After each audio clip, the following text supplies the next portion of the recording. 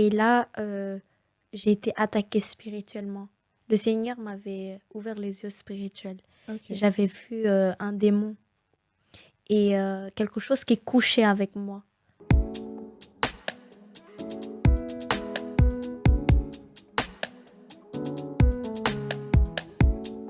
Bonjour et bienvenue dans la rubrique Elite Testimony, là où ton témoignage peut faire la différence. Et pour cette première édition, je suis accompagnée de Lucie. Bonjour. Notre première invitée, je suis très contente de t'avoir à nos côtés. Merci. Tu es notre toute première de m'avoir invitée invitée. et je suis sûre que ton témoignage, et je sais, c'est même pas que je suis sûre, c'est que je sais que ton témoignage va toucher beaucoup de personnes. Amen. Alors sans plus tarder, présente-toi, parle-nous un peu de toi, ton schéma familial. Qui est Lucie en Très quelque bien. sorte. Alors, bonjour à tous. Je m'appelle exactement Nguyen Phonan et on m'appelle Lucie sur les réseaux sociaux. J'ai grandi dans une famille bouddhiste et j'ai vécu au Vietnam avant. Et il faut savoir que j'étais une jeune fille qui a grandi dans une famille divisée et qui a un manque de l'amour et beaucoup de violence aussi. Ok. Alors, j'ai grandi avec ma mère et ma grand-mère du coup. Au début, ça a été un petit peu compliqué avec ma grand-mère et les membres de ma famille parce qu'ils n'ont pas accepté ma présence. Ok. C'est-à-dire qu'à partir du moment où ils ont su que ma mère était enceinte, ils l'ont beaucoup combattu. D'accord. Et quand ma mère m'a accouchée, on a connu la rue. On a resté longtemps à la rue avec mes demi-frères. J'ai grandi dans du rejet et dans le favoritisme. Oui. C'est-à-dire, je vais développer ma mamie. Elle me considère moins que les autres et elle me donne moins de choses que les autres, ou elle donne des meilleures des choses à des autres petits-enfants, aux autres petits-enfants que moi. C'est-à-dire, ça a créé une blessure à l'intérieur en moi. Et le fait aussi de grandir qu'avec ma mère, sans connu vraiment l'amour paternel, ça crée aussi un manque de l'amour chez moi. À l'école, c'était un petit peu compliqué parce que pour moi, ma présence dérangeait les autres. C'est-à-dire des gens, ils fréquentaient avec moi, je leur apporte des choses et ensuite ils me laissent comme ça. D'accord. Ça a créé beaucoup de blessures chez moi aussi. Depuis mon enfance au Vietnam, j'ai vécu aussi tout ce qui est agression sexuelle. Ma première agression sexuelle, c'était environ 3-4 ans. C'était à l'école lorsque je vais aux toilettes et il y avait un camarade garçon qui me suivait. Et ce garçon-là m'a fait des attouchements. Après ça, en grandissant un petit peu, vers 5-6 ans, j'ai commencé à rencontrer mon papa biologique qui sortait de prison. Et en savoir que moi, je ne le connais pas vraiment, mais j'ai quand même accepté d'être proche de lui. Et quand il a proposé à ma mère de venir me récupérer, j'ai accepté. Et un jour, lui aussi, il m'a fait des agressions sexuelles, du coup. Et à ce moment-là, quand j'étais petite, pour moi, je ne comprenais pas qu'est-ce qui se passe. En fait, c'est quand, à partir de mes 19-20 ans, que là, je comprends, ah oui, c'est une agression sexuelle. Ils n'avaient pas le droit de toucher sur mon corps. Mais à ce moment-là, en fait, ma mère, on ne se communique pas beaucoup. Elle m'apprenait pas des choses. Si on te touche ici, faut me dire, c'est pas bien. Enfin, parler, beaucoup communiquer. Voilà, c'est ça, ça n'existait pas chez moi. Et moi, je l'ai gardé pour moi. Aussi, la troisième fois, c'est quand elle m'avait laissé chez Nounou. Et cette Nounou, elle avait un garçon, je pense qu'il avait l'âge d'un adolescent, d'après mes souvenirs. Et ce garçon-là, il m'a obligée de l'embrasser. Il m'a pris comme ça. De force, oui. Voilà, de force. Donc, pour moi, c'est une agression sexuelle. Oui, c'est une agression sexuelle. C'est ça. Et tout ça, je l'ai gardé pour moi aussi. Je ne l'ai jamais dit avec ma maman, mais c'est quelque chose de très, très grave. D'accord. Voilà. Là, on parle quand même d'un schéma familial assez compliqué. On a un papa qui est en prison, une mère qui a été rejetée, et toi, l'enfant qui a eu des attouchements sexuels, des blessures intérieures. Donc, on voit déjà qu'à la base, c'est compliqué. La base, c'est compliqué. Maintenant, on va vraiment rentrer dans le vif du sujet. Ton témoignage en grandissant par la suite. Qu'est-ce que c'était? Après ça, après ce rejet, après tout ce que tu avais déjà vécu en étant très jeune, il faut le dire, quel a été l'impact après par la suite? Alors, l'impact le plus grand, c'est que j'ai connu la sexualité très vite. La masturbation, par exemple. Ensuite, ça a mené à la pornographie à partir du moment où j'ai eu des contacts avec tout ce qui est portable, tout ce qui est réseau et tout. C'était une ouverture facile? Voilà, c'est une ouverture facile. Et ça a commencé par là. Et ensuite, je suis venue en France. D'accord. Ça a continué comme ça jusqu'à l'âge de ma puberté, c'est-à-dire à partir de 14 ans. Je commençais à parler avec les personnes et tout. Et j'ai commencé à coucher avec quelqu'un, avec une personne. Et faut savoir qu'avant que j'ai couché avec cette personne, j'étais vierge. Du coup, pour moi, c'était quelque chose de découvert. J'avais hâte aussi. Oui, c'était une première fois, il y avait des questions. Je me suis dit, comment ça va se faire? Oui, c'est normal. Oui, je faisais ça. Et c'est bizarre parce qu'à partir du moment où j'ai fait ça, j'étais attachée à cette personne. D'accord. Et ça me fait penser au verset qui dit quand vous couchez avec quelqu'un, vous formez une seule chair. Une seule et même chair. Oui. C'est vraiment ce verset parce qu'à partir du moment où j'ai couché avec ce garçon, je pensais à lui. Je voulais qu'il reste à côté de moi.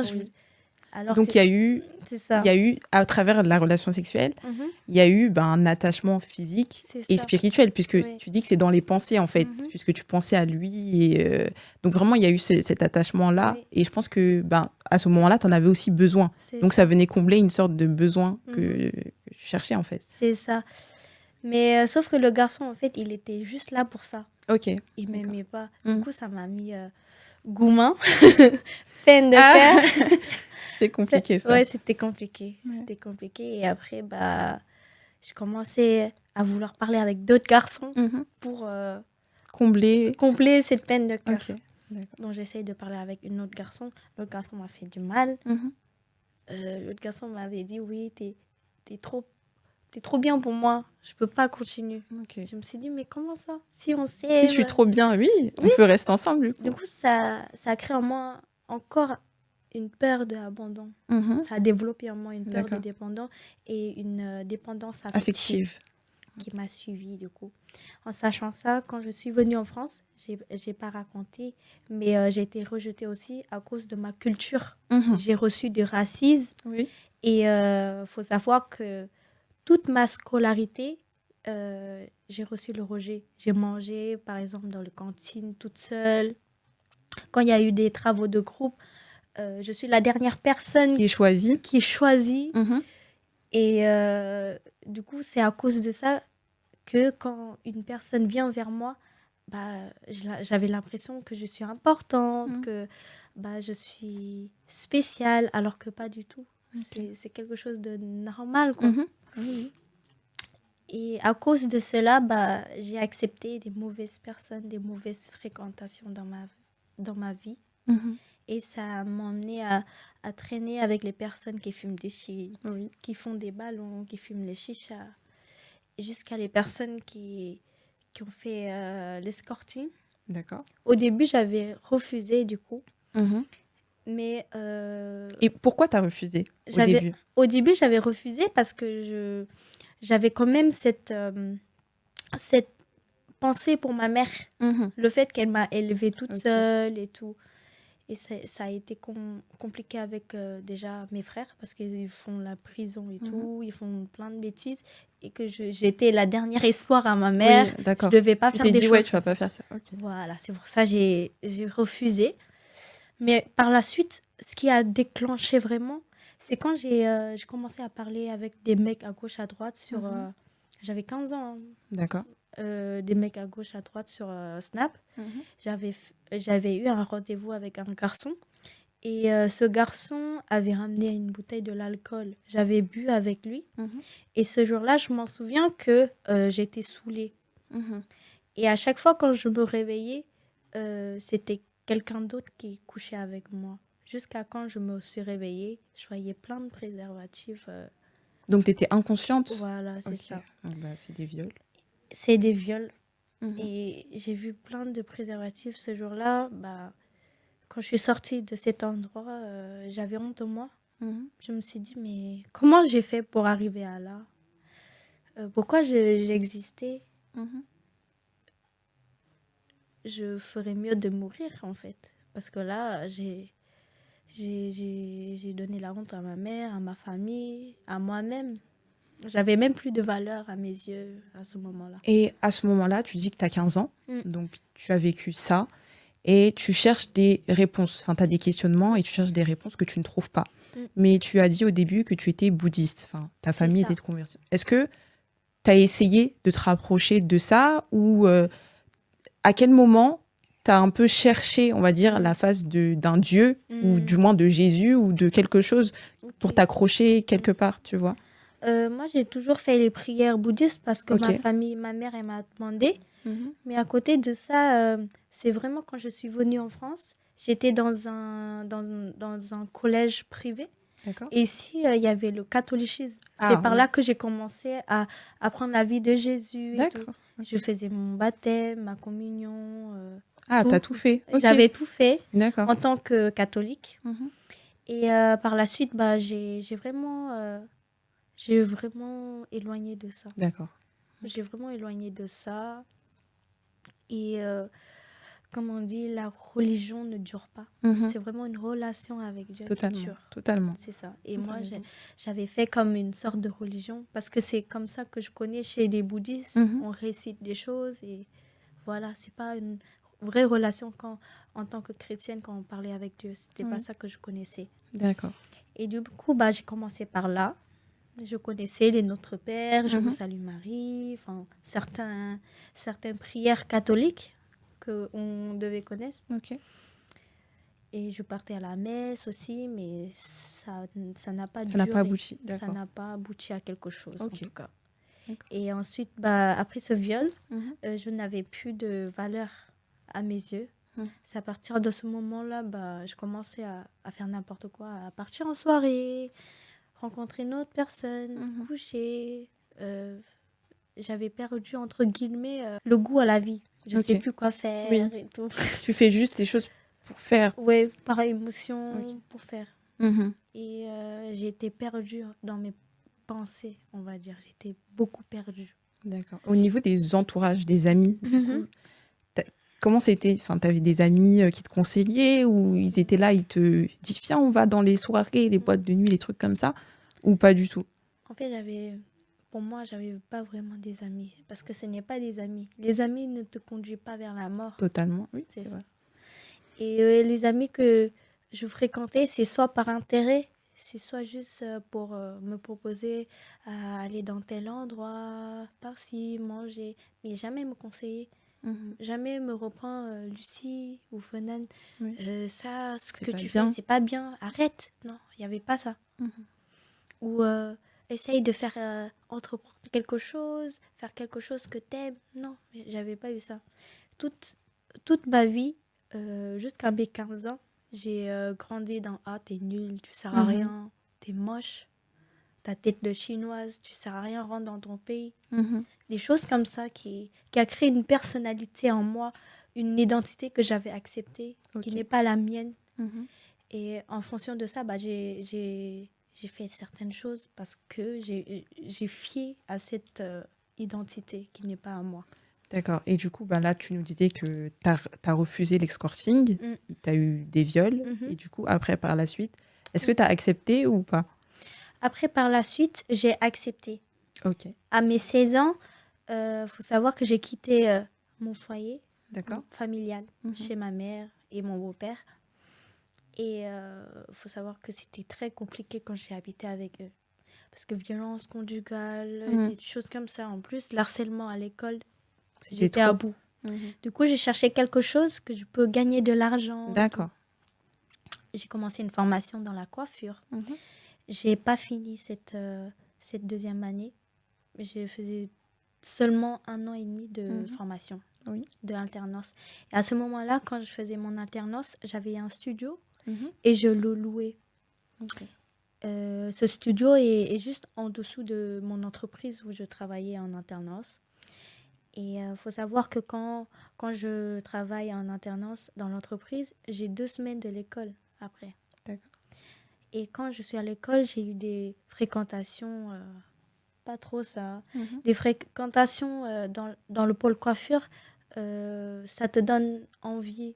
Les gens, ils portent des belles vêtements, des beaux chaussures, ils te parlent de beaucoup de choses, en fait, qui a créé une sorte d'envie en moi. De frustration aussi. De frustration aussi, exactement. Du coup, je me suis dit, moi aussi, je veux être comme eux, je veux m'habiller comme eux. Je veux que quand ils me regardent, c'est chic.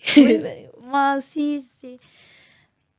Et aussi, je pense que c'est aussi une blessure parce que j'ai grandi dans la pauvreté aussi. Oui, c'est ça. Ouais. C'est ça. Et c'est pas bien, ça tue.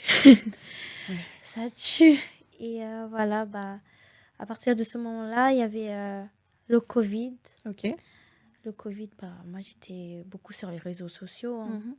Le fait que quand une jeune va sur les réseaux sociaux, elle regarde des influenceuses qui portent telle marque, qui roulent en telle voiture, qui mangent à tel restaurant, ça te rend du rêve. Inconsciemment, ça nous met en tête que ah ouais, mais moi aussi je pourrais avoir ça en fait. Et même si des fois on se dit au final moi je suis bien dans ce que j'ai, etc. Au final plus tu regardes et c'est comme si ça nourrit en toi quelque chose. Voilà. Exactement, ça nourrit en moi une sorte d'envie. J'avais envie de leur vie, entre guillemets. Et aussi, à part ça, ma famille, à chaque fois quand ils me parlent du Vietnam, c'est pour de l'argent. Ah, ok. Et ça crée en moi une sorte de... Je ne sais pas si tu connais le syndrome du sauveur. Oui, tu voulais être utile, en fait, quelque part. Je voulais être utile aussi à ma famille et à ma mère. Et à ce moment-là, je me suis dit, mais j'ai ni diplôme... je ne connais pas le monde du travail, qu'est-ce que je vais faire? Et pendant le période du Covid, il y avait plein de choses à faire. Il y avait Youbo, il y avait TikTok. J'avais plein de choses. J'ai percé sur TikTok, donc je commence à avoir des abonnements sur Snap, sur Insta. Je commence à parler avec des gens. Et par la suite, sur Snap, un jour, on m'avait parlé de plantes de sous. D'accord. Les plans sous. Les plans sous. Sacrés plans sous. Alors, au début, le mec, il m'avait dit... donc, moi, je te propose une plan sous et tout. Tu viens sur Paris, parce qu'à l'époque, j'étais en Bretagne. D'accord. Tu viens sur Paris et tu vas recevoir des clients. Après, on fait 50-50. Ok. C'est-à-dire, s'ils payent... 100 €, tu as 50 €, moi j'ai 50 €. Si c'est 500 €, toi 250 €, moi 250 €. J'ai dit, ok, ça m'intéresse. Parce que pour toi, c'était déjà bien. Parce que là, on se dit 50 €, bon, c'est pas beaucoup. Ouais. Mais quand tu es dans certaines situations, 50 €, ça peut être beaucoup. Hein. Tu te dis, là, j'ai rien. Entre 50 € et rien, qu'est-ce que je prends? En fait, les 50 €. Du coup, j'avais accepté. Dès que le Covid est fini, je suis montée à Paris. Il m'avait pris un billet. Et du coup, j'ai commencé l'escorting de là. D'accord. Et il connaissait ton âge ou pas du tout? Oui, il sait que j'avais 16 ans. Il y avait d'autres filles avec moi. Et entre ces filles, il y avait une fille, elle avait 15 ans. D'accord. C'est-à-dire, il y a 15, 16 et 19, 20 ans. Et voilà, on avait travaillé. Moi, je devais rester là-bas combien de jours? 2 jours, je crois. Ok. Et j'avais en total 450 €. Ah, en 2 jours? Ouais. J'avais des choses, j'avais fait des trucs comme ça. Et après, il y avait l'amour de l'argent aussi. Je me suis dit, ah ouais. Oui, plus plus t'en veux. Ouais, On n'a jamais... Enfin, on dit qu'on n'a jamais assez d'argent, en fait. Et c'est ça. Et le problème ici, c'est que quand je me pose, je réfléchissais. 450 €, c'est un mois de mon apprentissage. Ah oui, oui, oui. Un an de mon salaire d'apprenti. Et Là, tu te dis, pourquoi Ouais, en fait, je fais ma c'est ça. formation? C'est ça. Mais en fait, c'était un piège pour moi. Parce que le garçon, il m'avait piégé ce jour-là. C'est-à-dire que le jour où je devais partir, il m'a dit vas-y, donne tes sous, je vais compter et tout. Alors qu'il ne comptait pas. Il le prend, il m'a envoyé 2 filles pour me frapper. Il est parti avec l'argent. Ah non, mais... À ce moment-là, il continue à me frapper. Et j'ai eu de la chance que la fenêtre, elle était à côté. Donc j'ai ouvert la fenêtre, j'ai crié au secours. Il y avait des gens qui sont montés pour me sauver. À ce moment-là, il y avait des témoins qui m'ont accompagné aux gendarmeries. Et après, j'ai eu un adulte à moi, c'était mon demi-frère, le deuxième, qui est au Vietnam maintenant, qui est venu me chercher aux gendarmeries. D'accord. Et à ce moment-là, du coup, tu te dis quoi? Est-ce que tu continues dans ça? Puisque au final, ça s'est mal passé. Mais tu as quand même vu l'argent. Donc, est-ce que tu continues ou tu restes? Tu fais quoi? À ce moment-là, qu'est-ce que tu te dis? Au début, franchement, j'y réfléchissais. J'ai passé 1 semaine à l'hôpital. Ah, oui. J'étais pas bien psychologiquement et physiquement. Parce que c'est 2 grandes personnes renois qui me frappent. C'est pas même, tu vois. Ouais. Donc ça a créé un trauma en moi, j'avais peur. Déjà, j'ai grandi dans la violence et tout avec ma famille. En plus ça, franchement, à chaque fois, quand je dors, il y avait l'image qui tournait. Oui. L'image où elles m'ont humiliée, elles m'ont frappée. Ça m'a traumatisée. Oui. Et alors ça, après...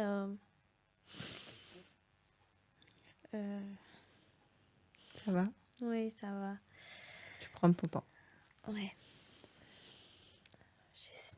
Et à quel moment, enfin, là on parle de tout ça, et à quel moment tu t'es dit, est-ce que tu t'es réellement dit que tu as besoin de Jésus?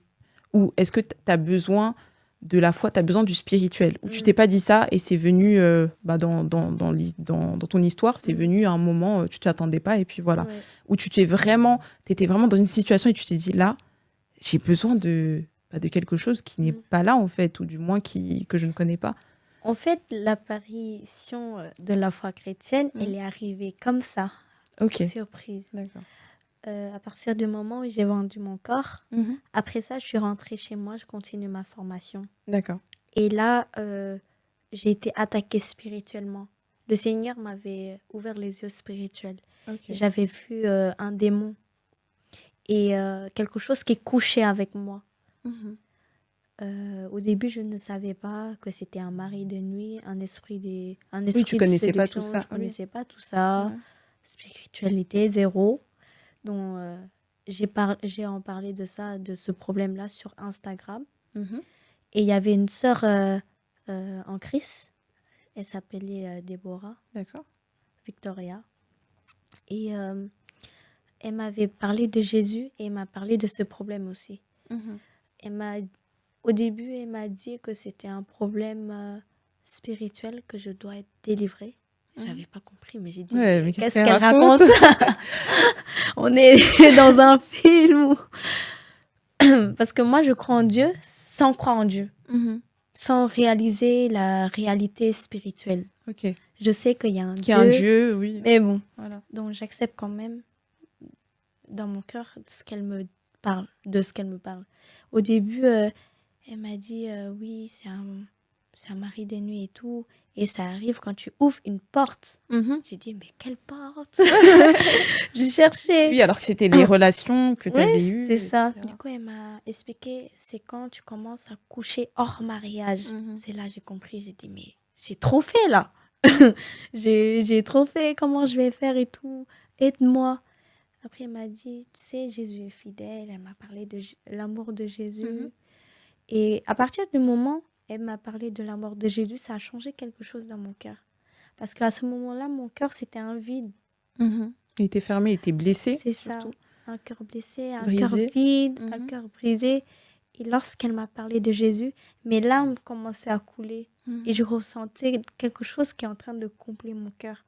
J'ai dit, Victoria, parle encore, parle encore, ça me fait du bien. Et après, elle m'a dit, tu sais, c'est pas moi, mais c'est Jésus. Donc, tu dois le chercher. Elle commence à me conseiller de lire la Bible et tout. Elle m'a dit d'aller sur Internet, taper le psaume 51 et le 91. Et quand j'ai lu le psaume 51, je n'avais pas compris. Mais à partir du moment où j'ai prié, j'ai lu le psaume 91, ça a changé des choses. Je n'ai plus vu ce mari de nuit. Ah, il y avait vraiment un changement que tu as remarqué. Oui, c'est ça. Mais par contre, comme il n'y avait pas quelque chose qui est construit, il n'y avait pas une base d'enseignement et tout, bah, j'ai laissé après. À partir du moment où je n'ai plus vu le mari de nuit. Ah, t'as dit que c'est bon. C'est bon, je continue ma vie. Oui, parce que tu n'avais pas d'église. En soi, tu n'avais pas d'église, tu n'avais pas de pasteur, tu n'avais pas de suivi spirituel. Et ça, c'est dangereux. C'est dangereux. Oui. Ouais. Donc, l'église locale, c'est très important. Très important. Très important. Et suivi par un pasteur aussi. Une autorité spirituelle, c'est très important. Du coup, moi, à ce moment-là, je reprenais ma vie d'avant, c'est-à-dire escorte. Ok. J'avais besoin de l'argent. Je me suis dit, je ne peux pas rester en Bretagne. Donc, malgré ce ressentiment que tu as eu quand elle t'a parlé de Jésus, malgré tu as senti qu'il y avait quelque chose, il fallait que tu retournes. Tu es quand même retournée dans ce milieu-là. C'est ça. Je suis retombée dans ce milieu-là et à chaque fois, il m'arrivait des problèmes et tout. Après, quand je suis ancrée dans la foi, c'est là que j'ai compris que quand tu es loin du Seigneur, il t'arrive beaucoup de problèmes. Oui. Tu n'es jamais stable et tout. Et moi, il m'arrivait beaucoup de problèmes. Quand je gagnais beaucoup d'argent, le jour de mon anniversaire, on m'a volé mon portefeuille. Ah oui. J'avais trop le seum, j'avais trop la rage. Mais bon, j'avais continué jusqu'à mes 17 ans à faire l'escorting. J'avais coffré un peu de l'argent. D'accord. Et à partir du moment où j'ai arrêté, c'est quand j'ai rencontré un garçon. Et ce garçon-là était chrétien, protestant, non pratiquant. D'accord. Mais il avait un papa qui est pasteur. Okay. Et je lui ai en parlé de ce problème de mari de nuit quand je me sentais proche de lui. Quand je vois que c'est quelqu'un de confiance. Bien sûr. Et lorsque j'ai parlé de ça, il est parti parler avec son papa, du coup. Et son papa a proposé de prier pour moi. D'accord. Et ce jour-là, on priait par téléphone. Lorsqu'il a prié pour moi, l'esprit s'est manifesté. C'est manifesté, mon corps commençait à trembler, je commençais à pleurer, mais je sais, c'est pas moi qui pleure. C'était bizarre au début. Donc, il a assisté à ça, son papa aussi, donc ils ont dit, ok, donc c'est vraiment un problème sérieux. On a besoin de temps de délivrance, des temps de jeûne. Donc je l'ai suivi, on a eu des mois de jeûne, de prière, d'enseignement aussi, ils nous ont enseigné. Mais en fait, j'avais fait certaines choses parce qu'il me l'a dit. Par exemple, ne plus porter ça et tout. C'était pas parce que tu étais convaincue. Voilà. Parce qu'il y a un verset qui dit tout ce qui n'est pas fruit de conviction est péché. Donc, tu le faisais parce que tu disais qu'il savait ce qu'il disait, donc tu le fais. Aussi mais au pour fond avoir de toi, le respect. Oui. C'est comme si c'est mes beaux-parents. Oui. Pour, je suis obligée de faire l'image. Et après, au fur et à mesure, vous voyez, quand vous n'avez pas encore une relation avec Dieu, vous commencez une relation en tant que cœur brisé, blessé, avec les traumas, ça donne à une relation toxique. Même qu'il soit chrétien ou pas, d'ailleurs. Oui. Parce que des fois, on se dit, comme il est chrétien, comme elle est chrétienne, ça va aller. Ça veut rien dire du tout. Absolument rien dire. C'est le cœur, en fait. C'est l'état d'âme de chacun qui compte. Et moi, à ce moment-là, mon état d'âme, elle n'était pas pure. Moi, j'étais une femme... Jusqu'à maintenant, ça va mieux. Mais j'étais une femme très, très fragile, jalouse. T'es une blessée de guerre. Blessée de guerre. J'étais trop jalouse, agressive pour rien. On a eu des disputes, c'était chauffé quand même. Mais bon, par la grâce de Dieu, ça va mieux maintenant. Il fait sa vie, moi aussi. Mais c'est quand même grâce à ce rencontre que le Seigneur a mis dans ma vie que j'ai pu arrêter un moment l'escorting. Parce que donc, j'ai recommencé à... Ah, t'as recommencé après? Oui, je vais en revenir sur ça. Entre-temps, moi avec... On a rencontré on va dire un frère en Christ qui nous a prêché la parole à Châtelet. On est arrêté et tout, on a attendu la prêche était bonne, donc on s'est rapproché de cette personne. Cette personne nous a demandé nos âges, nos prénoms. Oui, vos informations personnelles. Voilà, c'est ça, nos informations personnelles. Et est-ce qu'on était baptisés? On n'était pas baptisés, on n'avait pas d'église fixe. On écoutait seulement l'enseignement par son beau-père, son papa, quoi. Et on a dit oui, on est intéressés et tout, carrément. Enseignez-nous. Oui, c'est bien. Ouais, c'est bien.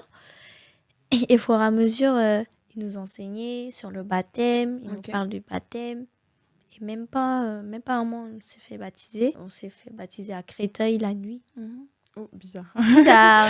Ouais, bizarre. Mais on s'est fait baptiser la nuit, les gars.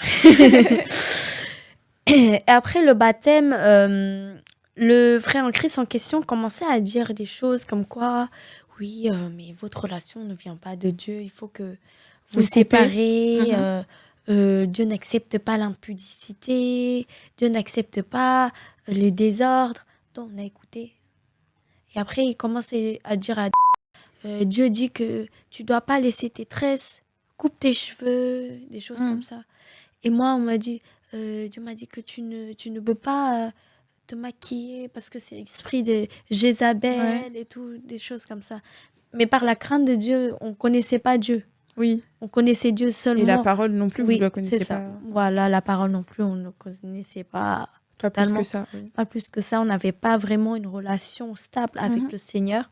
C'est-à-dire que on a écouté, on a pris au sérieux de ce qu'il a dit, on a pratiqué.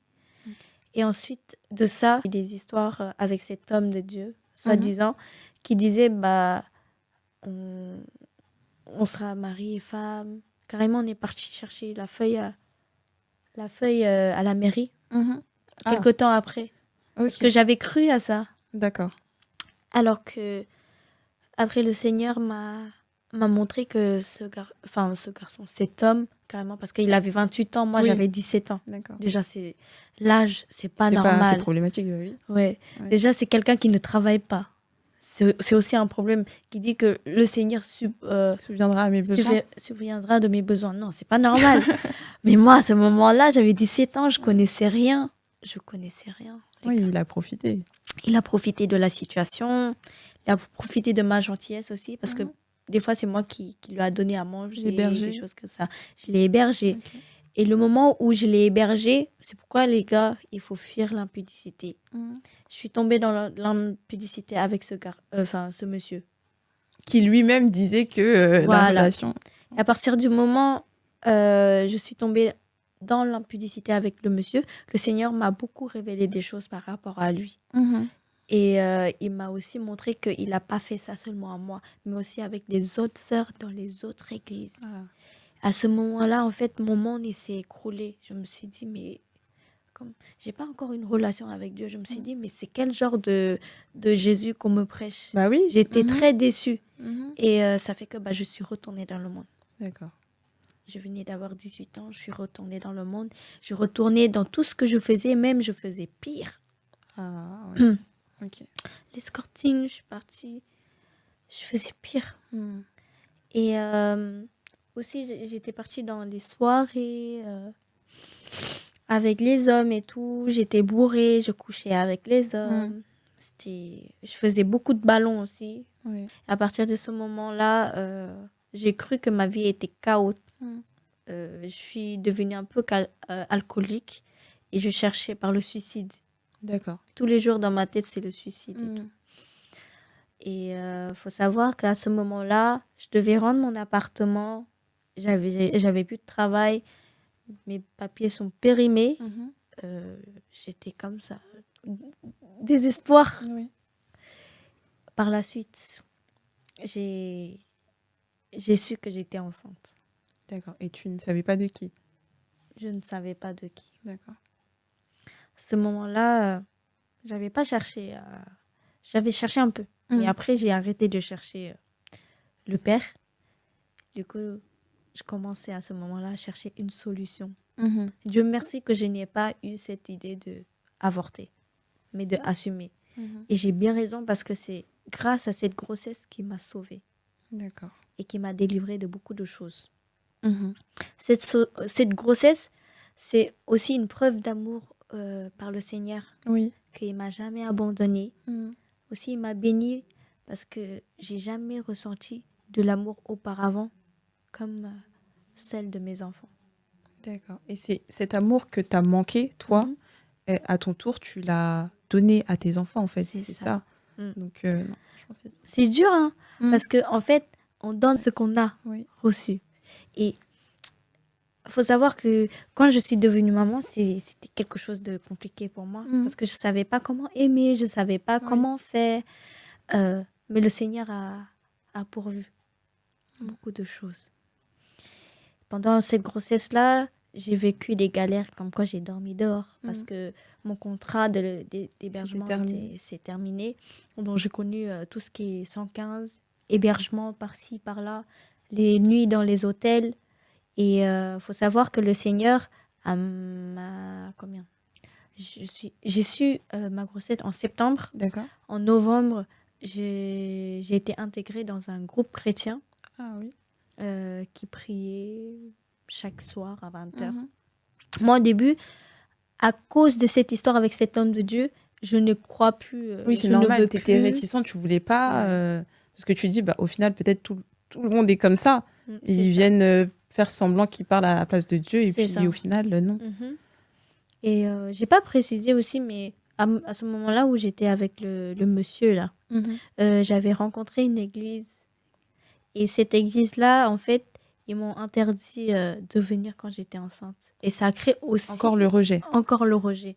Et c'est pour ça que moi, j'avais du mal à intégrer dans tout ce qui est chrétien et tout. Je me suis dit, mais est-ce que ça existe encore? Mais je me suis dit, bon, on n'est pas parfait. Je vais quand même donner une dernière chance. On verra. Et après ça, j'ai été intégrée. Au début, j'ai quitté parce que je ne me sentais pas. Après, c'était le frère Gaëtan, le frère qui a créé ce groupe-là. Ensemble, avançons. D'accord. Et ce frère Gaëtan-là, il m'avait fait penser un petit peu à ce gars. Parce qu'ils ont un témoignage similaire. Mais en fait, c'est pas la même chose. Hein, parce que ce frère-là, franchement, il est loin, mais près du cœur.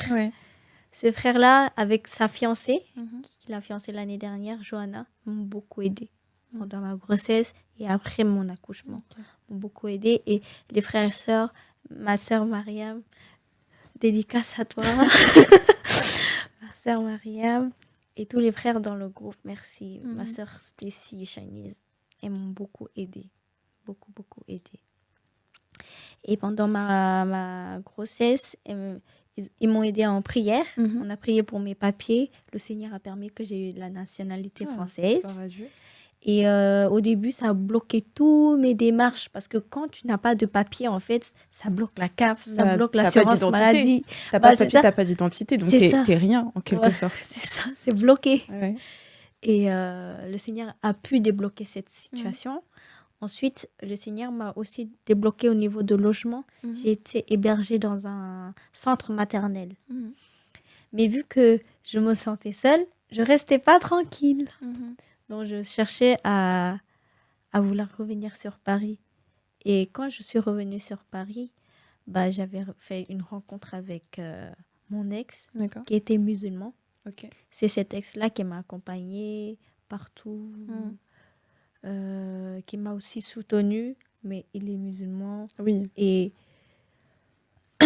il n'a pas cet principe de notre Dieu. Mais là, est-ce que à ce moment-là, tu te considérais comme étant chrétienne?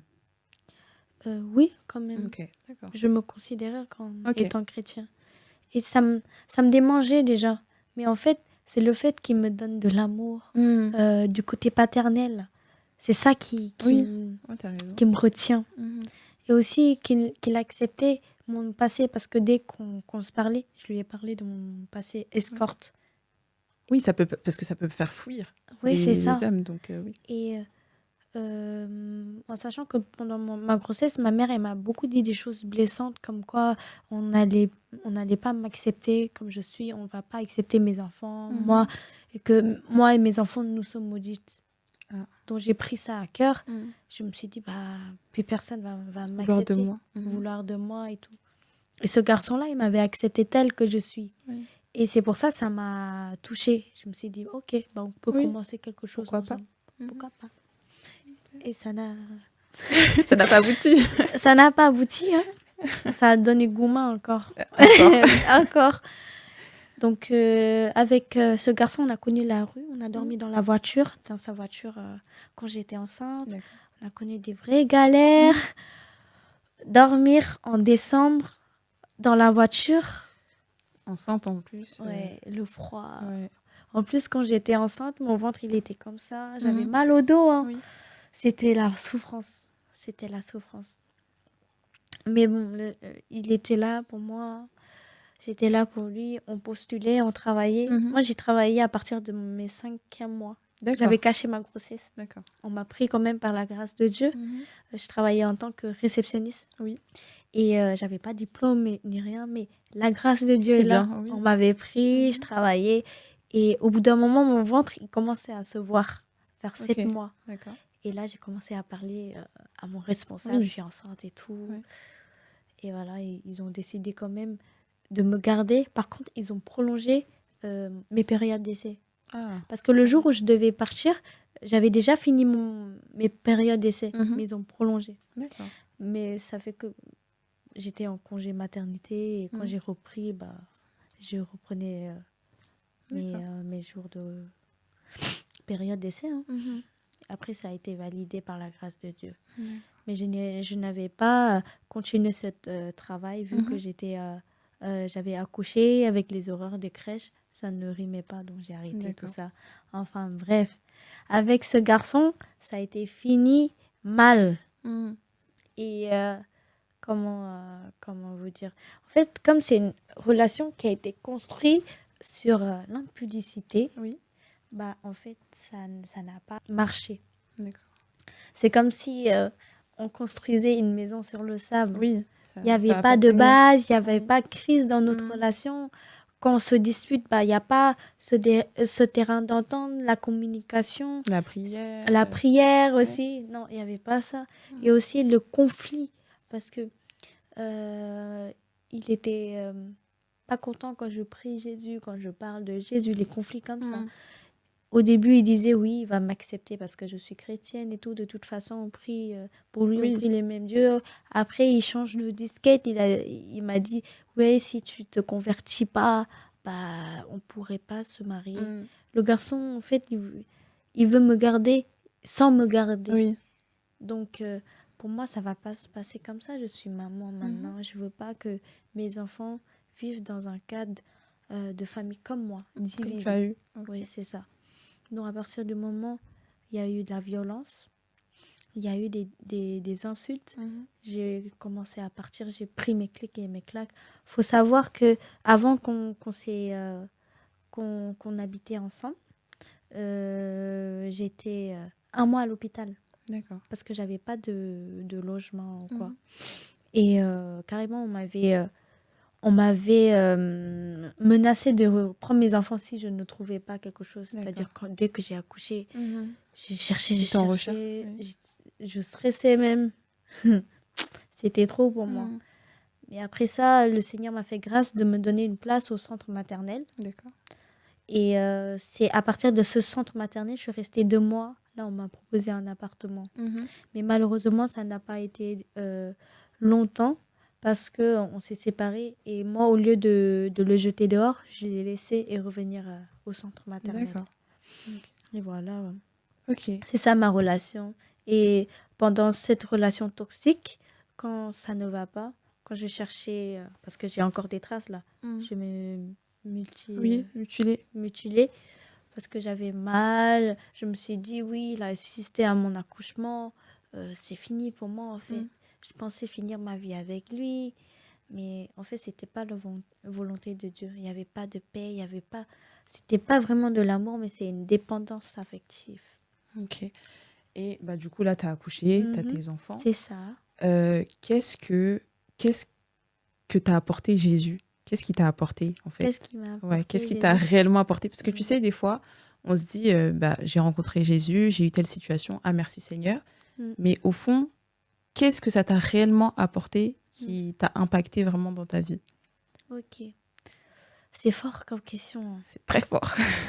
Jésus m'a déjà apporté un amour, une stabilité au niveau de mes émotions. Le libre arbitre aussi, il me le donne déjà, mais maintenant je sais faire le pour et le contre. D'accord. Pas comme avant. Il m'a aussi donné mes enfants, ma délivrance et tout. Surtout ma délivrance. Et je sais que Jésus m'a beaucoup changé au niveau de mon cœur, parce que mon cœur était rempli de haine. J'avais du mal à pardonner avant. Mais grâce à Jésus, en fait, maintenant, j'ai le pardon, on va dire facile. Plus facile qu'avant. C'est dur, hein, oui. mais plus facile qu'avant. Ok. Bah, là, j'aime bien comme tu parles du pardon. Comment on pardonne à sa mère, ou comment on pardonne à son violeur, par exemple, parce qu'il y en a, elles se font agresser sexuellement ou violer par des personnes proches, elles les voient tous les jours. Tous les jours, tu rencontres ton violeur, ton agresseur. Et c'est difficile parce qu'il y a des personnes qui sont chrétiennes, qui ont subi des viols, des agressions sexuelles, mais qui vont se rejeter la faute peut-être sur Dieu et ne pas réussir à parler à Dieu à cause de ça. Comment on fait pour pardonner? Parce que dans la Bible, on parle de pardon 10 milliards de fois, tu vois. Il y a même le verset qui dit, quand je crois que c'est Pierre ou Paul qui demande est-ce que je dois pardonner 7 fois? Et Jésus lui dit non, pas 7 fois, 77 fois 7 fois. Et en fait, c'est énorme. Et tu te dis en tant qu'humain, quand j'ai eu des blessures comme ça, mais est-ce que c'est possible vraiment de pardonner comme ça, comme c'est écrit dans la Bible? Alors, c'est bien possible de pardonner. Et moi, à chaque fois, ce qui m'aide à pardonner, c'est à partir du moment où j'ai regardé à la sacrifice de Jésus sur la croix. C'est fort. Ouais. C'est ça qui m'a aidée, parce que je me suis dit, mais il y a un juste qui s'est fait tuer pour moi. Il y a quelqu'un qui a porté toutes mes insultes, toutes mes blessures, toutes mes amertumes, toutes mes persécutions, parce qu'il veut me sauver. Pourquoi je ne suis pas capable de pardonner?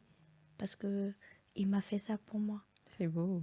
Voilà, c'est ça. Donc tu dis, comme Jésus m'a pardonné, moi je dois pardonner en retour. Oui, c'est ça. Ok. Parce que ça serait égoïste. C'est aussi une démonstration de l'amour à Jésus. Yes. Parce qu'à partir du moment où tu cherches à aimer Dieu, tu cherches aussi à le ressembler. Et à partir du moment où tu trouves cette ressemblance et que sans pardon, ça va pas rimer avec. Ça va pas rimer avec. Et en fait, le pardon aussi, ça te permet à avancer dans la relation de Dieu.